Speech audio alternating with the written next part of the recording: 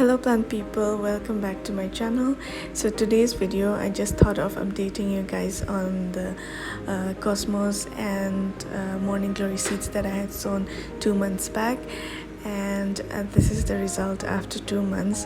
This video was taken in the first week of July, and during that time the buds were forming on this morning glory, while the cosmos had no bud formation, but the growth was quite tremendous, and I had pruned the top part to encourage formation of branches.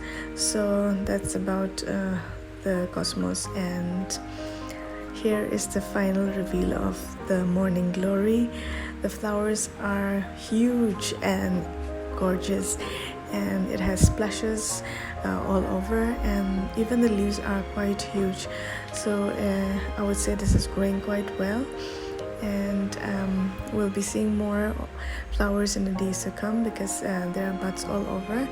And yeah, this is the video of update. So I hope you all enjoyed this video. If you did, do give it a like, and if you're new to my channel, do consider subscribing for more such planty contents. I'll see you all in my next video. Take care.